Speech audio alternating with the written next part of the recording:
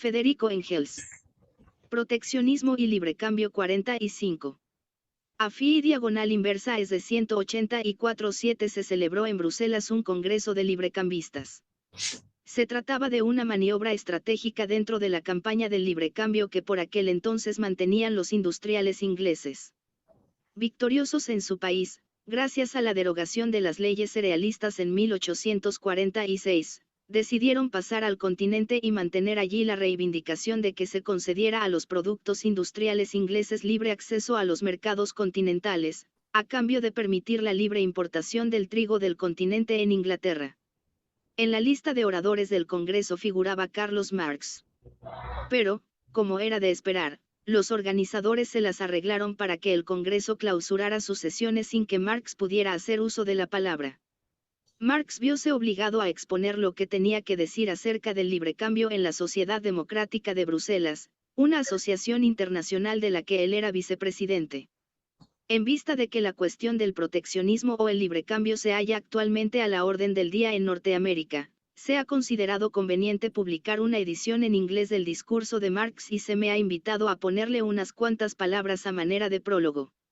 El sistema proteccionista fue un medio artificial para fabricar fabricantes, expropiar a obreros independientes, capitalizar los medios de producción y de vida de la nación y abreviar por la fuerza el tránsito del régimen antiguo al régimen moderno de producción. Marx, Capital, tomo primero, 3 editorial, página 783, Eso fue el proteccionismo al surgir, en el siglo XVII, y eso siguió siendo hasta bien entrado el XIX.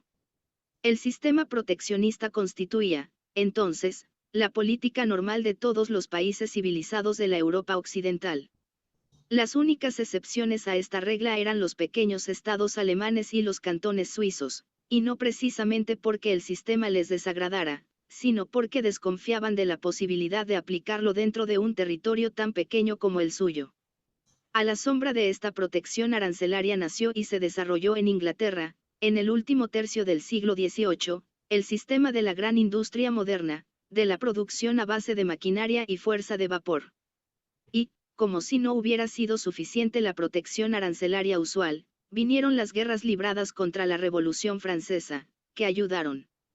El Capital, traducción de W. Roses, editorial Fondo de Cultura Económica, México, 1959, tomo primero, página 643. 359. Federico Engels. A Inglaterra a asegurarse el monopolio de los nuevos métodos industriales. Durante más de 20 años, se encargaron los barcos de guerra ingleses de alejar a los competidores industriales de Inglaterra de sus respectivos mercados coloniales y de abrir por la fuerza estos mercados al comercio inglés. La emancipación de las colonias sudamericanas de sus metrópolis europeas, la conquista por Inglaterra de todos los mercados importantes pertenecientes hasta entonces a Francia y Holanda y el gradual sojuzgamiento de la India fueron convirtiendo a todos estos países en otros tantos clientes de la industria inglesa. Inglaterra completaba, así, la protección arancelaria practicada dentro de sus fronteras con el sistema del librecambio, impuesto al extranjero, donde quiera que ello le era posible. Y, gracias a esta afortunada mezcla de ambos sistemas, se encontró al final de la guerra de 1815 en posesión del monopolio efectivo del comercio mundial, por lo menos en lo tocante a todas las ramas industriales decisivas.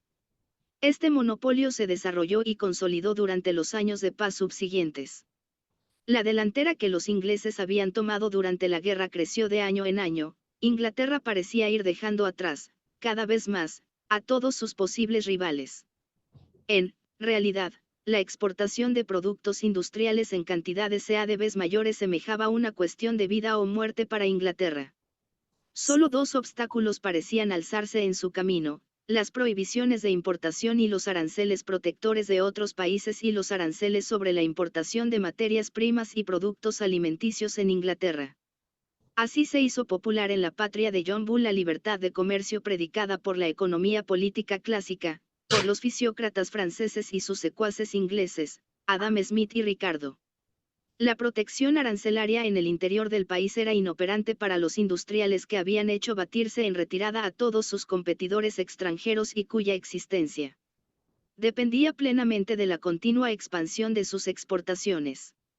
La protección arancelaria de puertas adentro solo resultaba ventajosa para los productores de víveres y otras materias primas, es decir, para la agricultura, lo que, en la Inglaterra de entonces, valía tanto como decir para quienes percibían la renta de la tierra, para la nobleza terrateniente. En cambio, para los industriales esta protección arancelaria resultaba directamente perjudicial. Cuando gravaba sobre la importación de materias primas, elevaba el precio de los productos industriales elaborados a base de ellas, y cuando pesaba sobre los víveres, encarecía el precio del trabajo. En ambos casos, colocaba al industrial inglés en una posición de inferioridad con respecto al extranjero. Y como los demás países exportaban a Inglaterra, principalmente, productos agrícolas e importaban de ella, casi exclusivamente, artículos industriales, la oleación de los aranceles sectores ingleses sobre los cereales y las materias primas equivalía ya, indirectamente, a invitar al extranjero a que, por su parte, derogase o, por lo menos, redujese sus tributos de importación sobre los productos industriales ingleses. Triunfaron, tras larga y violenta lucha los capitalistas industriales ingleses. Por aquel entonces, estos dementos eran ya, de hecho, la clase dirigente del asodio, la CLA, cuyos intereses se identificaban, momen. Proteccionismo y libre cambio. Táneamente, con los intereses nacionales. La nobleza terrateniente tuvo que capitular. Fueron abolidos los aranceles sobre el trigo y las materias primas. La consigna era, ahora, libre cambio.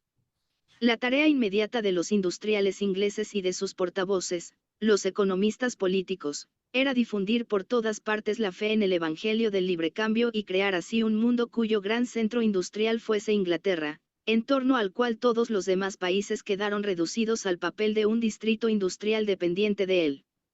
Fue esa la época del Congreso de Bruselas y del polémico discurso de Marx. Marx reconoce que los aranceles protectores pueden todavía, en ciertas y determinadas circunstancias, por ejemplo en la Alemania de aquel tiempo, favorecer a los capitalistas industriales, demuestra que el libre cambio no es, ni mucho menos, la panacea universal para curar todos los males de la clase obrera y que, lejos de ello, puede incluso agravar estos males. Pero, poniendo todo eso de manifiesto, se pronuncia en última instancia y en principio en favor del libre cambio. El libre cambio es, para él, el estado normal de la moderna producción capitalista. Solamente bajo el libre cambio pueden llegar a desarrollarse plenamente las gigantescas fuerzas productivas del vapor, la electricidad y la maquinaria, y cuanto más rápido sea este desarrollo, antes y de un modo más completo se manifestarán sus inevitables consecuencias, la escisión de la sociedad en dos clases, de una parte los capitalistas, de la otra los obreros asalariados, aquí riqueza hereditaria, allá miseria legada de padres a hijos, excedente de la oferta sobre la demanda, incapacidad de los mercados para absorber la masa sin cesar creciente de productos industriales, un ciclo constantemente repetido de prosperidad, superproducción, crisis, pánico, estancamiento crónico y paulatina reanimación de los negocios, que no es, por cierto, signo de mejoría duradera, sino indicio de que se avecinan una nueva superproducción y una nueva crisis, en una palabra, un crecimiento tan gigantesco de las fuerzas productivas sociales, que las instituciones de la sociedad bajo las que se han puesto en marcha se convierten para ellas en trabas insoportables y solo cabe una solución, una transformación social que libere las fuerzas productivas sociales de las cadenas de un orden social anticuado y emancipe de la esclavitud asalariada a los verdaderos productores, que forman la gran mayoría del pueblo. Y, siendo el libre cambio la atmósfera normal y natural para este desarrollo histórico, el medio económico en que más rápidamente pueden darse las condiciones de esta inevitable solución, Marx se declara, por esto y exclusivamente por esto, a favor del libre cambio. Ahora bien, los años que siguieron inmediatamente al triunfo del libre cambio en Inglaterra parecieron colmar hasta las esperanzas más desmedidas de prosperidad. El comercio británico se elevó a fabulosa altura, el monopolio industrial de Inglaterra en el mercado mundial parecía descansar sobre cimientos más firmes que nunca, surgían por doquier nuevos altos hornos, nuevas fábricas, nacían por todas partes ramas industriales nuevas. Cierto que en 1857 se presentó una grave crisis, pero fue superada y los nuevos avances en todo el campo del comercio y la industria se pusieron otra vez a la orden del día, hasta que en 1866 estalló un nuevo. Federico Engels. Pánico, que esta vez parecía, en efecto, abrir una nueva época de la historia económica mundial.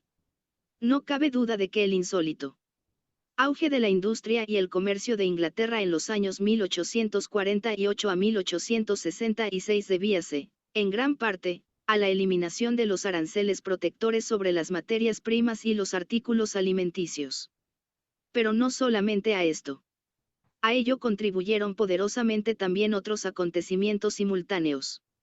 Los citados años coinciden con el descubrimiento y puesta en explotación de las minas de oro de California y Australia, lo que trajo consigo un enorme incremento de los medios de cambio en el mercado mundial. Dichos años registran una revolución general en los medios de transporte, tanto los de personas como los de mercancías, en el océano, el desplazamiento de los barcos de vela por los buques a vapor y, en tierra, a lo largo de todo mundo civilizado, el triunfo de los ferrocarriles sobre las calzadas, que convierte a las vías férreas en el camino principal y delega las carreteras asfaltadas a medio de comunicación secundario.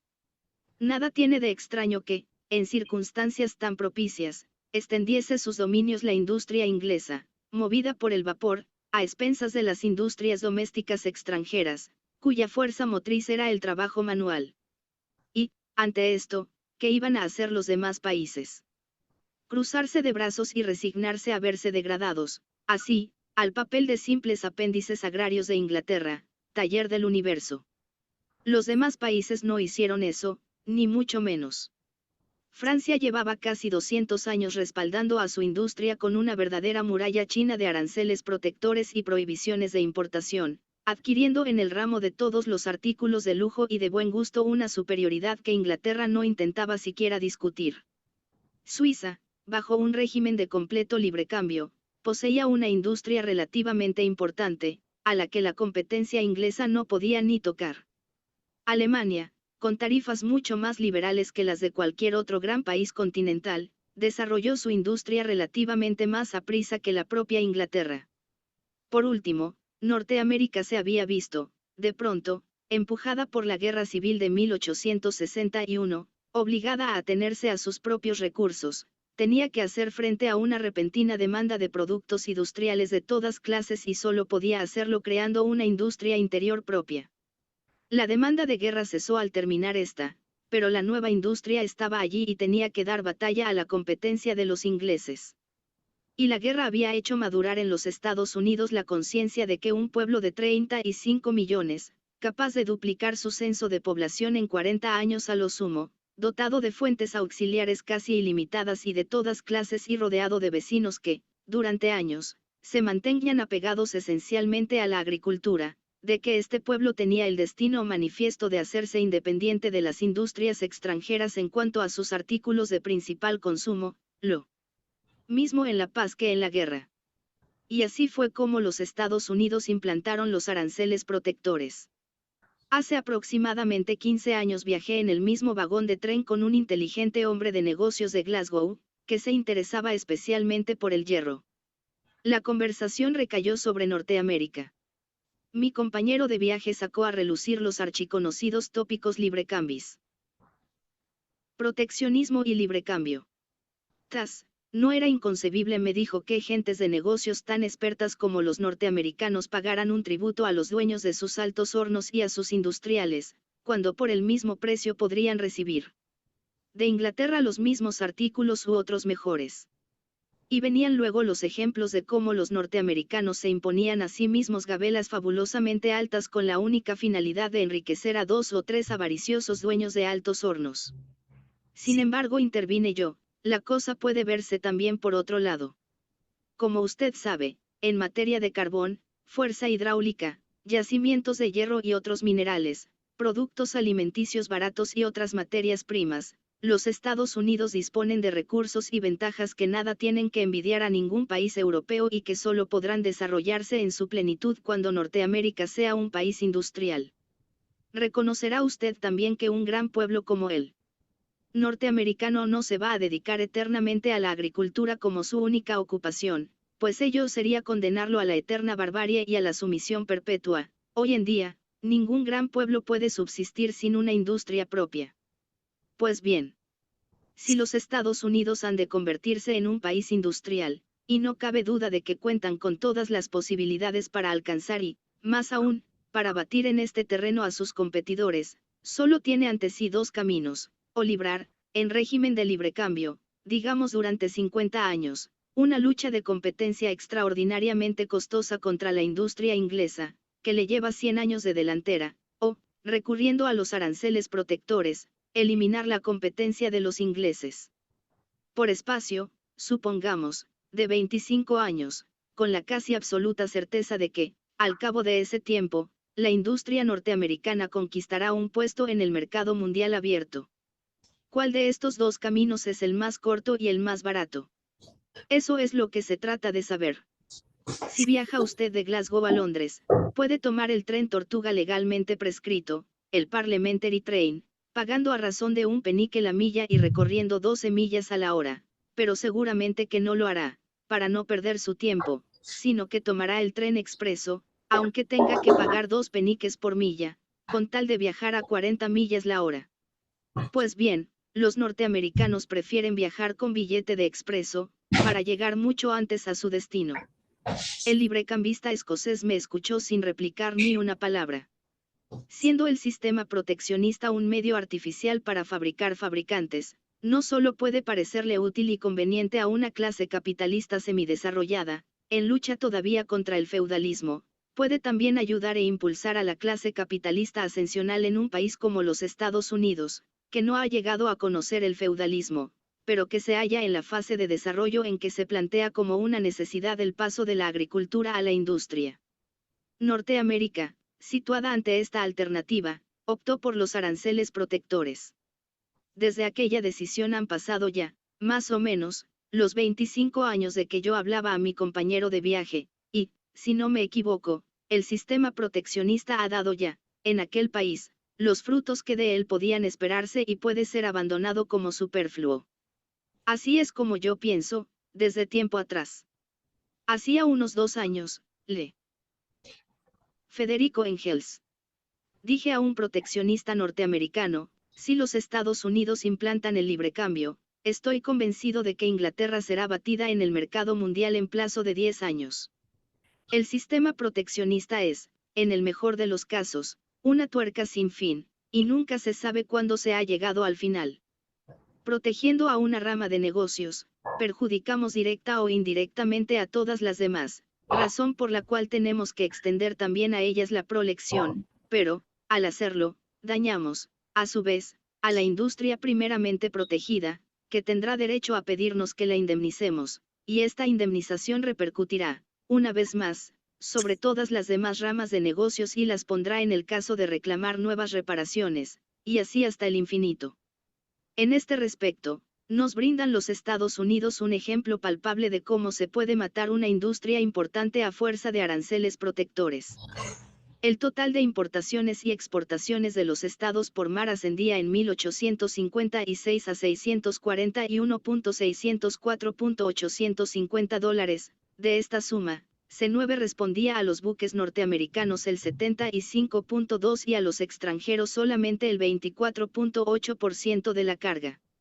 Ya por entonces comenzaban los vapores transatlánticos ingleses a desplazar a los buques de vela norteamericanos. A pesar de ello, en 1860, de un total de comercio marítimo cifrado en $762.288.550, todavía transportaron los barcos estadounidenses el 66.5% de la carga. Vino la guerra civil y, como consecuencia de ella, se implantaron aranceles protectores para la construcción de buques norteamericanos, y tan eficaz fue esta protección arancelaria, que casi acabó eliminando totalmente a la bandera de los Estados Unidos de la navegación por alta mar. En 1887, el total del comercio marítimo de Norteamérica ascendió a $1.408.502.979, pero solo un 13.8% de la carga fue transportado en barcos del país, mientras que los buques extranjeros arrastraban el 86.2% del flete. El valor de las mercancías transportadas por barcos norteamericanos fue, en 1856, de $286.274, en 1860, de $507.247.757, en 1887, de $194.356.746 solamente hace 40 años. La bandera de los Estados Unidos amenazaba con arrancar a la inglesa la primacía sobre el océano. Actualmente, casi ha desaparecido. La protección arancelaria de la navegación ha arruinado la navegación y la construcción de buques. Otro punto. Hoy día, los métodos perfeccionados de producción se suceden con tal celeridad los unos a los otros y hacen cambiar tan repentina y completamente la naturaleza de ramas industriales enteras, que lo que ya era una tarifa protectora equitativa se trueca hoy en todo lo contrario. Un ejemplo de ello lo tenemos en el citado informe del secretario del Tesoro, página 19. Las mejoras introducidas durante los últimos años en la maquinaria de peinado de la lana han provocado tales cambios en los paños llamados de hilo de estambre, que estos paños han desplazado, en los vestidos de hombre, a los paños de lana peinada corrientes. Dichos camasterisco. Anju el reporto diagonal de Secretary of State Treasury, etc., para el año 1887, páginas GBI, 6. Nota de Engels. Proteccionismo y librecambio. BIOS, han venido a perjudicar bastante a nuestros textiles nacionales de paño peinado, puesto que los aranceles son los mismos para la lana en bruto de todas clases, mientras que los que graban sobre la lana cardada hasta un valor de 80 centavos por libra ascienden a 35 centavos por libra y al 35% sobre el valor. En cambio, los aranceles para la lana peinada hasta un valor de 80 centavos por libra son solamente de 10 a 24 centavos la libra y de 35 centavos a de valorem. En algunos casos, el impuesto de aduana sobre la lana cardada es superior al valor del género ya acabado. Por tanto, lo que ayer era protección de la industria nacional se convierte hoy en una prima para el importador extranjero, y el secretario del Tesoro tiene razón en decir, hay que esperar que la industria textil de la lana cardada deje de funcionar pronto dentro del país, si no se modifican las tarifas arancelarias. Ahora bien, para modificar las tarifas hay que batirse con los tejedores de lana cardada, que se aprovechan de la situación actual. Hay que abrir una campaña en toda regla para conquistar la mayoría en ambas cámaras y hay, por último, que hacer cambiar la opinión pública del país, ante todo lo cual surge la pregunta de si vale la pena. Pero lo peor de la protección arancelaria es que no resulta tan fácil desembarazarse de ella. Por muy difícil que sea implantar una tarifa aduanera equitativa en todos los órdenes, el retorno al librecambio es infinitamente más difícil. Jamás volverán a presentarse las circunstancias que permitieron a Inglaterra llevar a cabo el tránsito en un par de años. E incluso en Inglaterra vemos que la lucha data ya de 1823, Huskisson, que no logró los primeros éxitos sino hasta 1842, tarifa de Peel, y que se mantuvo todavía en pie unos cuantos años después de la derogación de las leyes cerealistas. A la industria sedera, la única que aún tenía por qué temer a la competencia extranjera, se le empezó otorgando una protección arancelaria prolongada durante una serie de años, concediéndosela luego bajo una forma verdaderamente infame. Las demás industrias textiles quedaron bajo la vigencia de la ley fabril que limitaba las horas de trabajo para las mujeres, los jóvenes y los niños. La industria sedera, en cambio, resultaba favorecida mediante exenciones considerables, quedando autorizada para emplear el trabajo infantil y hacer trabajar a los obreros juveniles más tiempo que las demás industrias. Es decir, que el monopolio que los hipócritas librecambistas abolían en favor de los competidores extranjeros se restablecía a costa de la salud y de la vida de los hijos de los obreros ingleses. Pero jamás volverá a darse el caso de que un país pueda llevar a cabo el paso de la protección arancelaria al librecambio en una época en que todas o casi todas las ramas de su industria se hallan en condiciones de hacer frente en el mercado abierto a la competencia extranjera. La necesidad de este paso se impondrá mucho antes de que pueda ni siquiera esperarse que se dé semejante estado de cosas. Esa necesidad se hará valer en diferentes ramas comerciales y en diversos momentos, y de los intereses encontrados de estas ramas comerciales brotarán las más edificantes disputas e intrigas parlamentarias. El constructor de maquinaria, el ingeniero y el dueño de astilleros considerarán, tal vez, que la prolección aduanera sobre el hierro encarece su mercancía y les cierra. Federico Engels. Exclusivamente por ello, las puertas de la exportación, el industrial textil algodonero creerá, posiblemente, que estaría en condiciones de batir el percal inglés en los mercados de China y la India si la protección arancelaria no elevase para el hilandero el precio de la hebra, etc. En el momento mismo en que una rama industrial nacional conquista por entero el mercado interior, esa rama industrial necesita inapelablemente de la exportación. Bajo el sistema capitalista, una industria tiene que expandirse o derrumbarse, no hay término medio.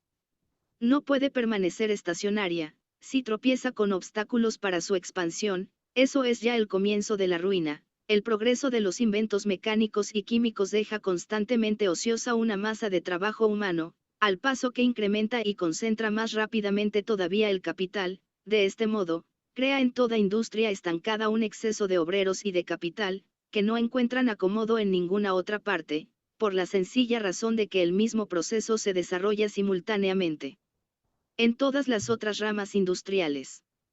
El paso del comercio interior al comercio de exportación es, por ello, cuestión de vida o muerte para todas las ramas industriales, pero ante ellas se enfrentan los derechos adquiridos y los intereses consagrados de otros, que, a veces, encuentran en la protección arancelaria más seguridad o mayores ganancias que en el librecambio.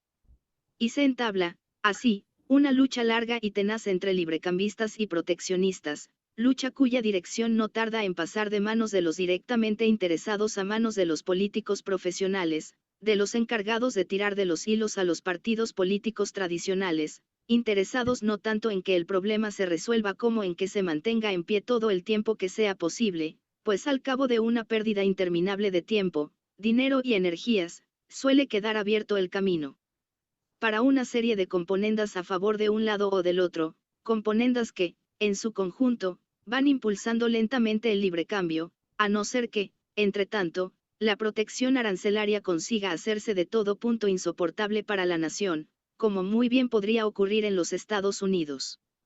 De todos los tipos de protección arancelaria, el peor es el que se despliega en Alemania.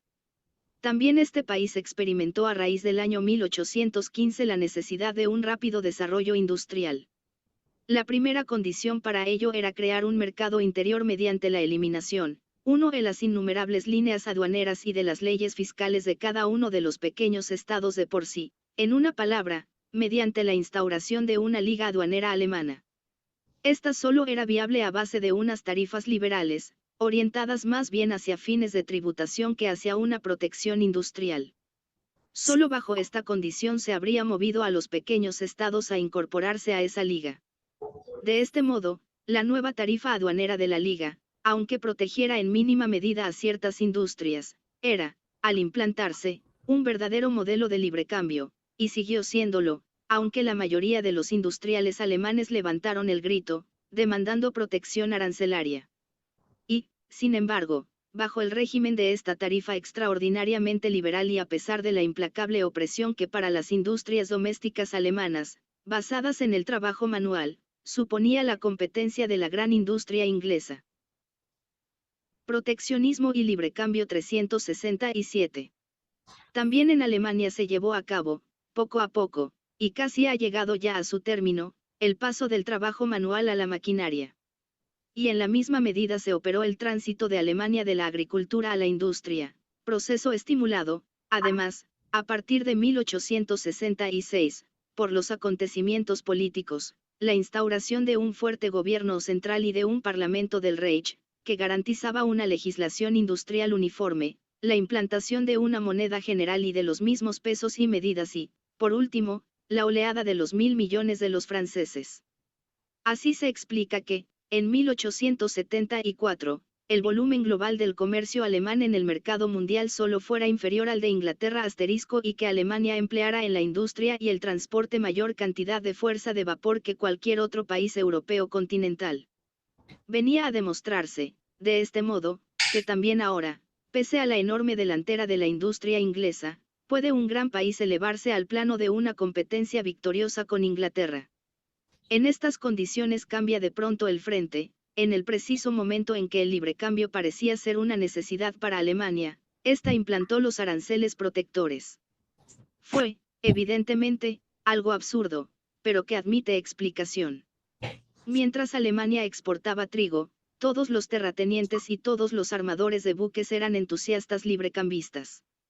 Pero, en 1874, en vez de exportar cereales, Alemania necesitó importarlos en gran cantidad.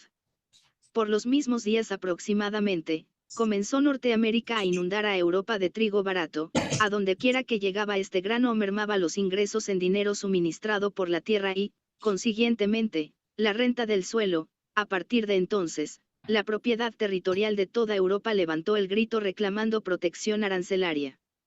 Al mismo tiempo, la industria alemana sufría las consecuencias de la desenfrenada superproducción y superespeculación provocadas por la lluvia de los millones venidos de Francia, mientras que Inglaterra, cuya industria aún no había logrado superar el estancamiento crónico sobrevenido después de la crisis de 1866, inundaba todos los mercados a ella asequibles con las mercancías invendibles de fronteras adentro y que por ello mismo lanzaba al malbarato al extranjero.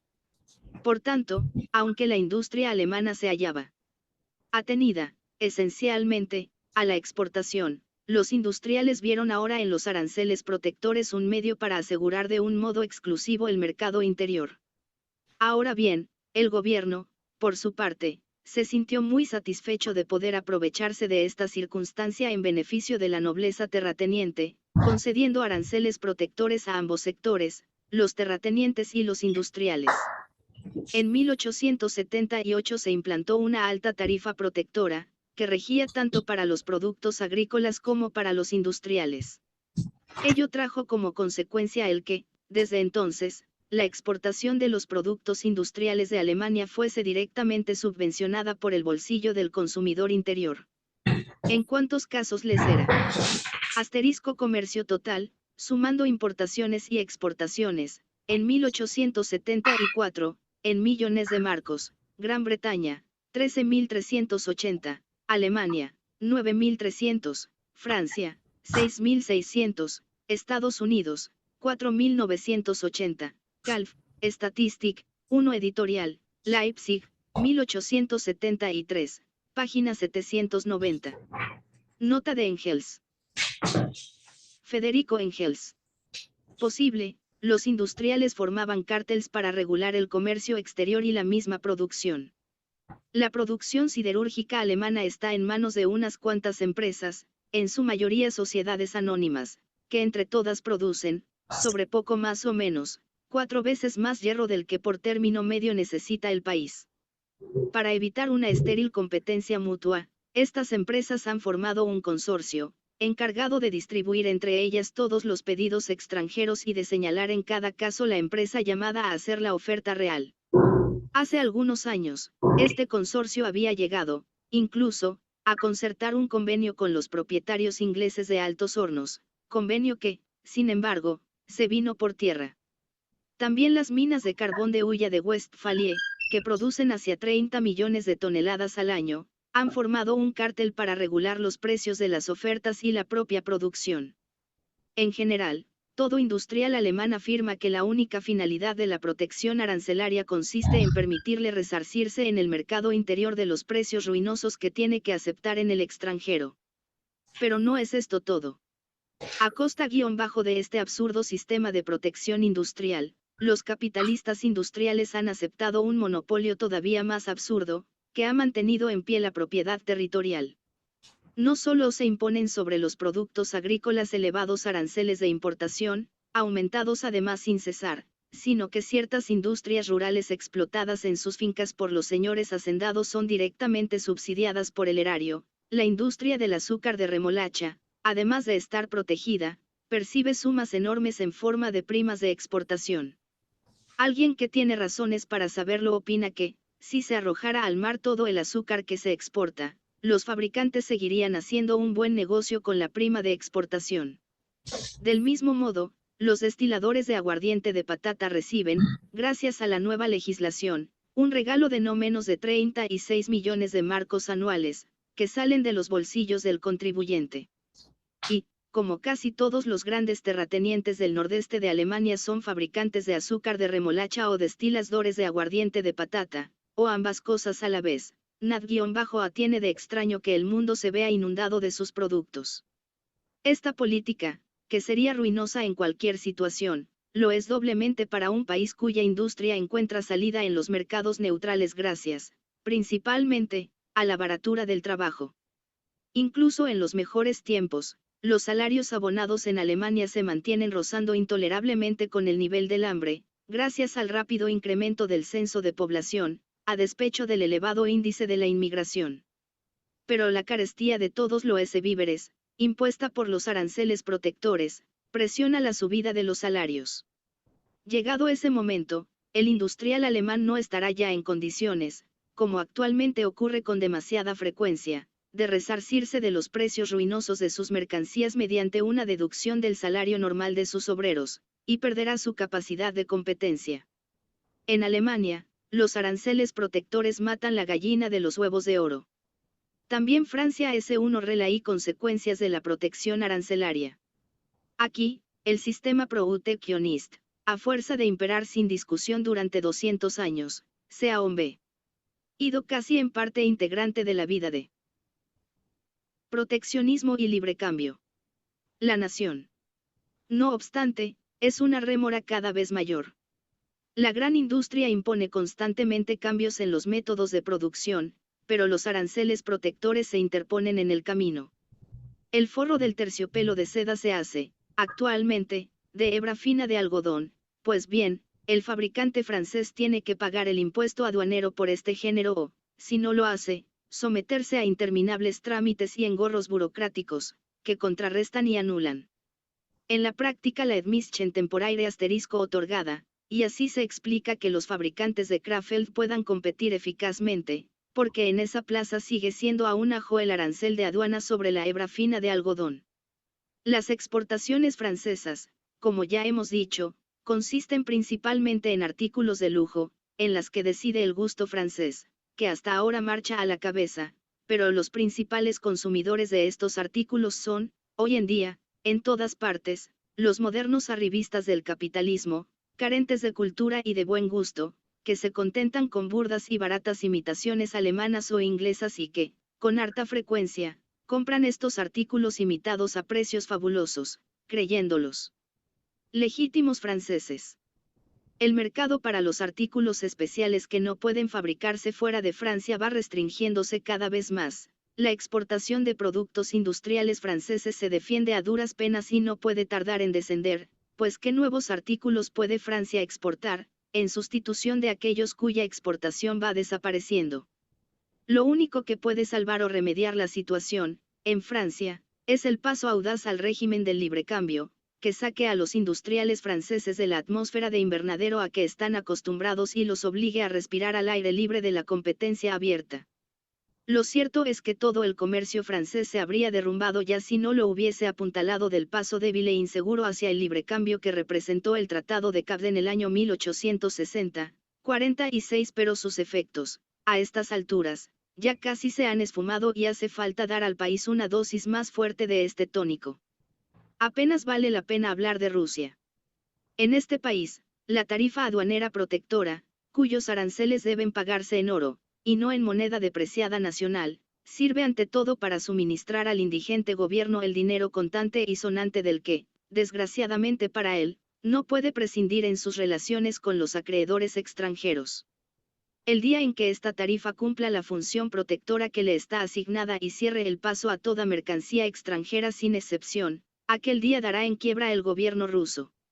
No obstante, este mismo gobierno hace concebir a sus crédulos súbditos la brillante esperanza de que los aranceles protectores van a convertir a Rusia en un país totalmente independiente, que no necesite importar absolutamente nada del extranjero, ni víveres ni materias primas ni productos de la industria o del arte. Las gentes que creen ciegamente en esta Rusia espectral, aislada del mundo entero, se parecen bastante a aquel teniente prusiano de la guardia que pidió en la tierra un globo terráqueo, pero no del planeta entero, sino solamente de Prusia. Asterisco autorización de importación por un plazo fijo. NDL. Escritos F económicos U. Federico Engels. Pero volvamos a Norteamérica. Existen ya bastantes indicios para llegar a la conclusión de que el sistema proteccionista ha dado a los Estados Unidos cuanto podía dar y de que es hora de despedirse de él. Uno de estos indicios a que nos referimos es la creación de cárteles para apoyar a la industria protegida en la explotación de su monopolio. Ahora bien, los cárteles, trusts y consorcios, son instituciones típicamente norteamericanas, y cuando se crean para explotar ventajas naturales hay que aguantarlos momentáneamente.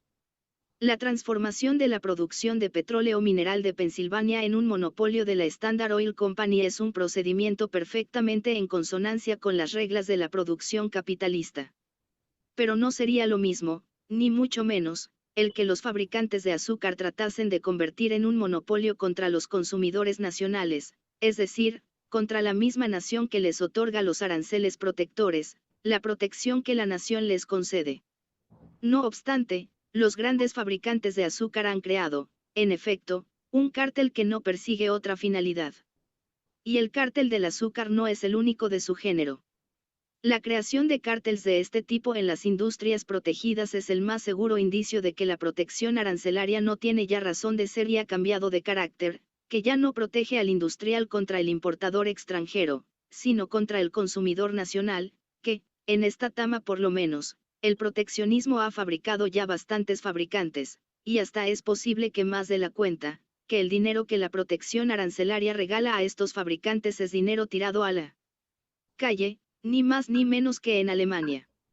A diferencia de lo que ocurre en otras partes, en los Estados Unidos se defiende la protección arancelaria con el argumento de que el librecambio solo favorece a Inglaterra. Pero la mejor prueba de que no es así la tenemos en el hecho de que, en Inglaterra, no solo se hacen proteccionistas los arrendatarios y los terratenientes, sino incluso los industriales. El 19 de noviembre de 1886 discutió la Cámara de Comercio, en plena sede de la Escuela Librecambista Manchesteriana 32 en el propio Manchester, la propuesta de que después de haber aguardado durante 40 años en vano que otras naciones se decidieran a seguir el ejemplo librecambista de Inglaterra, la Cámara cree llegada la hora de reconsiderar esta situación. La propuesta fue rechazada, es cierto, pero logró 21 votos contra 22. Y esto sucedía en el centro de la industria algodonera, la única industria inglesa cuya superioridad sigue afirmándose en el mercado abierto. Claro está que también en esta rama industrial específica vemos que el espíritu de inventiva ha emigrado de Inglaterra a los Estados Unidos. De Norteamérica han salido casi todos los nuevos perfeccionamientos de la maquinaria para la industria algodonera, hilandería y textil, y Manchester se ha limitado a adoptarlas. Los Estados Unidos marchan resueltamente a la cabeza en cuanto a inventos industriales de todas clases, mientras Alemania disputa a los ingleses el segundo lugar. En Inglaterra gana terreno el convencimiento de que el monopolio industrial inglés ha pasado irremisiblemente a la historia, de que, proporcionalmente, Inglaterra pierde cada vez más terreno al paso que sus competidores avanzan, y de que va acercándose poco a poco una situación en la que tendrá que resignarse a ser un país industrial entre tantos, en proteccionismo y LLBRSAMBIO. En vez de convertirse, como había soñado, en el taller del mundo. Y, para tratar de contener esta suerte inevitable, se invoca ahora la protección arancelaria, envuelta bajo el velo del diagonal Air Trade asterisco y los aranceles de combate, y la invocan los hijos de los mismos hombres que hace unos 40 años no veían más salvación que el cabal y absoluto librecambio. Y, si vemos que, ahora, los propios industriales ingleses opinan que el librecambio los arruina e imploran al gobierno que los proteja contra la competencia extranjera, no cabe ni la menor duda de que ha llegado el momento de echar por la borda el sistema proteccionista, ya del todo inútil, y de combatir el monopolio industrial de Inglaterra, en trance de naufragio, con su propia arma, con el librecambio. Sin embargo, como hemos visto, es más fácil implantar la protección arancelaria que desembarazarse de ella. La legislación, al adoptar los aranceles protectores, crea poderosos intereses y se empeña en favor de ellos. Y no todos estos intereses ni todas estas ramas industriales están por igual en condiciones de exponerse, en un momento dado, a la libre concurrencia. Algunas no necesitan ya las andaderas proteccionistas, pero otras se arrastran trabajosamente, dando tumbos. Esta diferencia de situación desencadenará en el Parlamento los acostumbrados debates entre los partidos y constituye de por sí garantía suficiente de que, cuando se dé carpetazo definitivamente al librecambio, se procederá con las Ind-Austrias protegidas delicada y limpiamente, como se procedió después de 1846 con la industria cedera en Inglaterra. Tal como están las cosas, es inevitable y los librecambistas tendrán que resignarse a ello, mientras la transición se mantenga solamente en principio. La cuestión del librecambio o protección arancelaria se mantiene por entero dentro de los marcos del sistema actual de producción capitalista, y no ofrece por ello ningún interés directo para los socialistas, que reclaman la abolición de este sistema. Pero les interesa indirectamente, por cuanto que están interesados en que el actual sistema de producción se desarrolle con la mayor libertad y se extienda con la mayor rapidez posible, ya que de ese modo desplegará también sus inevitables consecuencias económicas, la miseria de las grandes masas del pueblo, como resultado de la superproducción, fuente de crisis periódicas o de un estancamiento crónico del mercado, escisión de la sociedad en dos campos, una reducida clase de grandes capitalistas y una numerosa clase de gentes que son, de hecho, esclavos asalariados de padres a hijos, etc., proletarios, cuyo número aumenta sin cesar, a la par que van quedando, también sin cesar, privados de trabajo por obra de la nueva maquinaria, mediante la cual se ahorra mano de obra, en una palabra, empantanamiento de la sociedad en un callejón sin salida, es decir, con una única salida, la total transformación de la estructura económica que sirve de base a la sociedad. Manteniéndose en esta posición ahogó Marx, hace 40 años, en principio, en favor del librecambio, por considerarlo como el camino más derecho, es decir, el que más pronto sacará de este atolladero a la sociedad capitalista. Ahora bien, el hecho de que Marx sea, por esta razón, partidario del librecambio, no justifica cabalmente el que estén en contra. Asterisco Comercio Limpio. NDL. Federico Engels. De él todos los partidarios del orden actual. Si el librecambio tiene una misión revolucionaria, no es natural que todos los buenos ciudadanos voten por el sistema proteccionista, en contraste con aquel obligadamente conservador. Si un país, hoy en día, abraza el librecambio, no lo hará, por supuesto, en gracia a los comunistas, sino porque el librecambio constituye, en las condiciones actuales, una necesidad para los capitalistas industriales. Y si lo rechaza y se aferra a los aranceles protectores para no dar por el gusto a los socialistas y escamotear a estos la catástrofe social esperada, el único que saldrá perjudicado con ello será el propio país. El proteccionismo es un medio para fabricar artificialmente fabricantes, pero es también, por ello mismo, un medio para fabricar artificialmente obreros asalariados. Quien cría los unos no tiene más remedio que criar los otros. El obrero asalariado sigue por doquier al fabricante, pisándole los talones, es como la sombra negra de que habla Horacio, que marcha detrás del jinete y que éste no puede sacudirse, haga lo que haga. No podréis sustraeros al destino o, dicho de otro modo, a las consecuencias necesarias de vuestros propios actos. Un sistema de producción basado en la explotación del trabajo asalariado, un sistema en el que la riqueza aumenta en proporción al número de obreros empleados y explotados, no puede subsistir más que incrementando la clase de los obreros asalariados y acentuando con ello un antagonismo de clases, contra el cual, inevitablemente, se estrellará un día, hundiéndose, todo el sistema. La cosa no tiene remedio, no podéis por menos de impulsar y desarrollar el sistema capitalista, acelerar la acumulación y la centralización del capital y, a la par con ello, acrecentar la producción de una clase que se halla al margen de la sociedad oficial.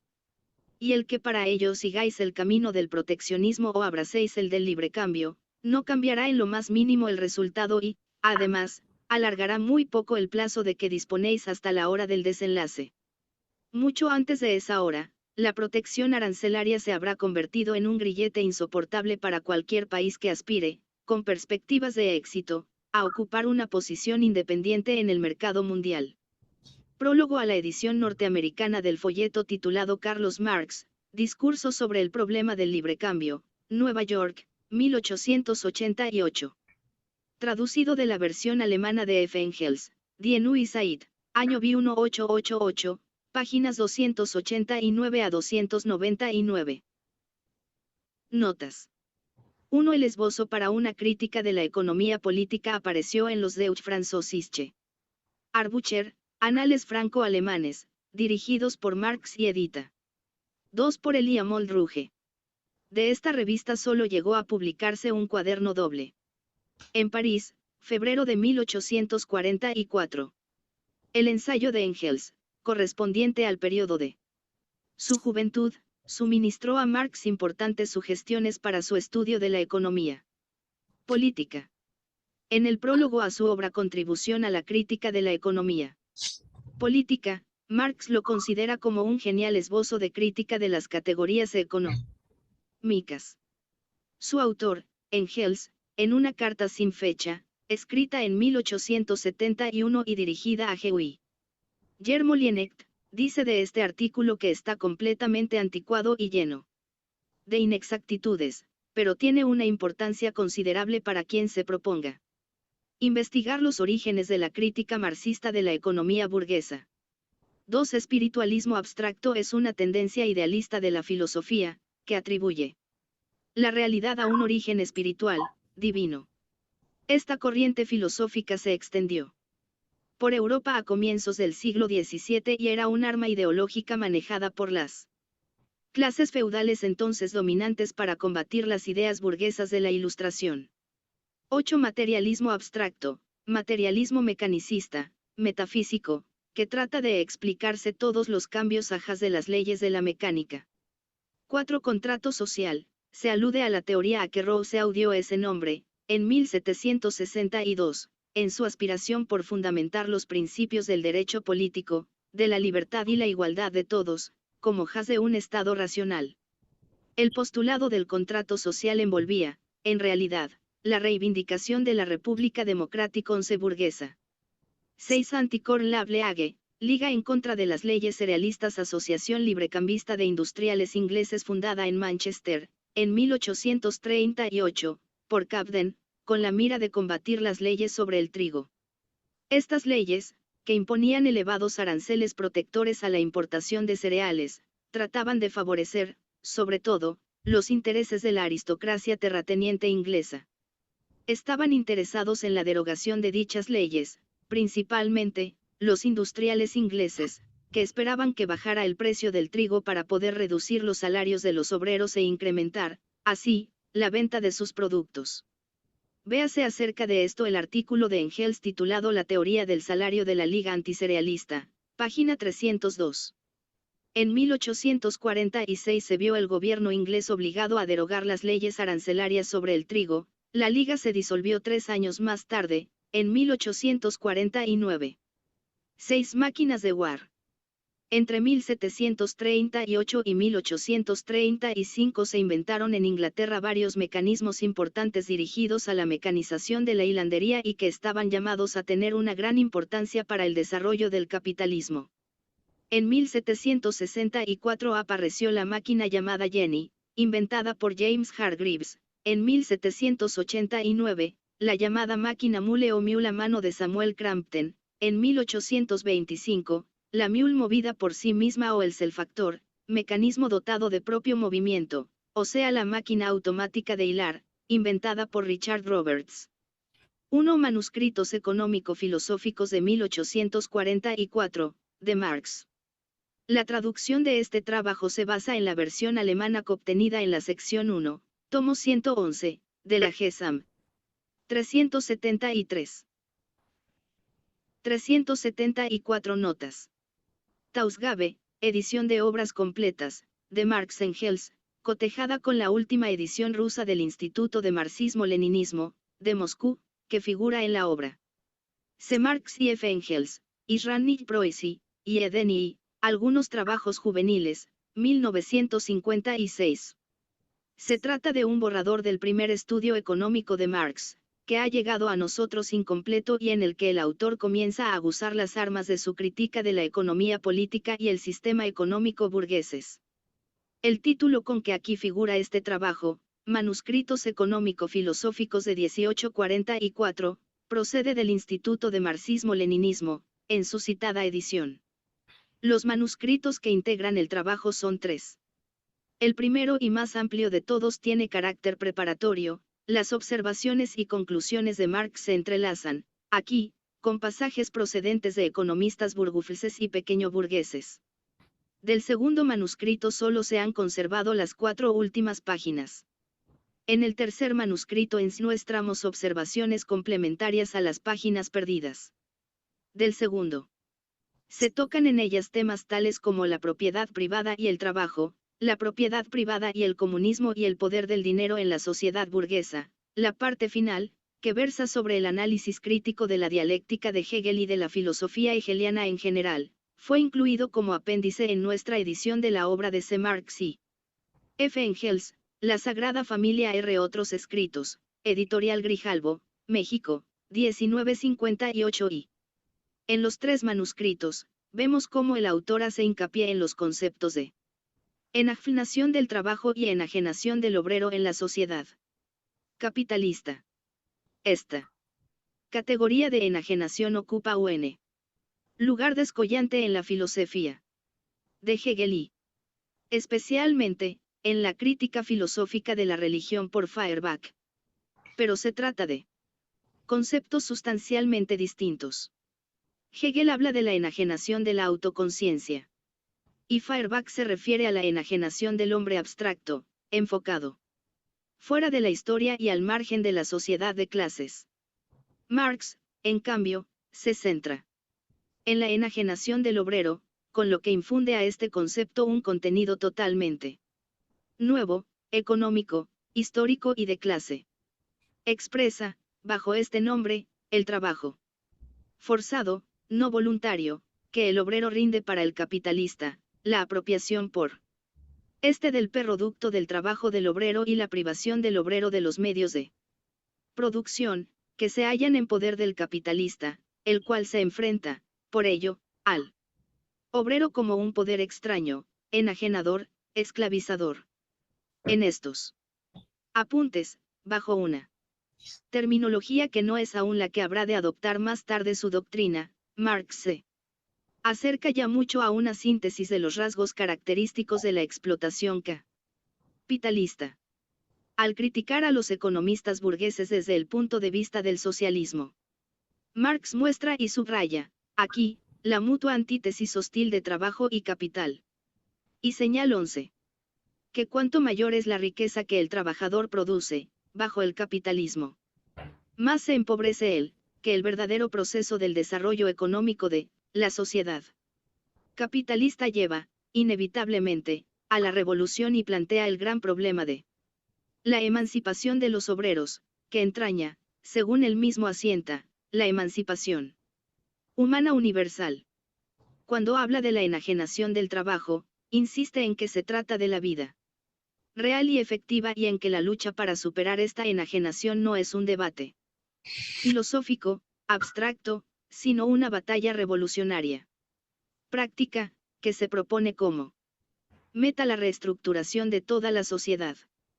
Pone de relieve la extraordinaria importancia de la producción material en la historia humana y su influencia sobre la religión, el derecho, la moral, la ciencia, el arte y toda la vida ideológica y espiritual. Muy a diferencia de Hegel y Feuerbach, enfoca el estudio específico, materialista del hombre y subraya la parte activa que a éste le corresponde en la naturaleza y en la sociedad. En este trabajo, Marx se halla todavía fuertemente influido por Feuerbach. Así lo revela la apreciación un tanto exagerada que hace de las doctrinas de este filósofo y en el empleo de conceptos genuinamente feuerbachianos, tales como los de humanismo y humanidad, naturalismo, etc., aunque se valga de ellos para Notas 375. Arrollar una concepción del mundo nueva y dando a dichos términos un contenido diferente. Pero, No obstante la terminología hegeliana y feuerbachiana que resalta a cada paso, Marx va sentando ya aquí, en esta obra de su mocedad, los fundamentos de la concepción del mundo materialista y revolucionaria que, poco después, se desarrollarán en la Sagrada Familia y, sobre todo, en la ideología alemana. S. Palabras simbolísticas tomadas de artículos de Bruno Bauer. Puede verse la Allgemeine Literaturzeitung, Gaceta General de la Literatura, revista mensual dirigida por Bruno Bauer, tomos 1 a 11, Charlottenburg, 1844, cuadernos 1 y 8. Las leyes de la navegación, de que aquí se habla, eran unas leyes inglesas de los años 1660, 1663 y 1673. Se disponía en ellas que algunas importantes mercancías de Europa y todas las procedentes de Rusia y Turquía solo no podrían importarse en barcos ingleses o en buques del país de origen, y que la navegación a lo largo de las costas de Inglaterra quedaba exclusivamente reservada a los barcos ingleses. Estas leyes iban dirigidas, principalmente, contra el comercio holandés intermediario, no fueron derogadas hasta 1793 y 1849. Monopolios coloniales. A partir de comienzos del siglo XVII aparecieron compañías comerciales a quienes el gobierno concedía el monopolio para una determinada rama del comercio colonial y que, por lo menos en algunas colonias, ostentaban, de hecho, el poder gubernativo. Tal era el caso de la Compañía Inglesa de las Indias Orientales, fundada en 1660, el de la Compañía Holandesa de las Indias Orientales, creada en 1602, y el de la Compañía Holandesa de las Indias Occidentales, constituida en 1621. 10. Algunos datos sobre este trabajo de Engels, titulado Principios del Comunismo, en su Congreso de Reorganización, celebrado en Londres a comienzos de junio de 1847, la Liga de los Justos acordó, entre otras cosas, formular y hacer pública una profesión comunista. Después del Congreso,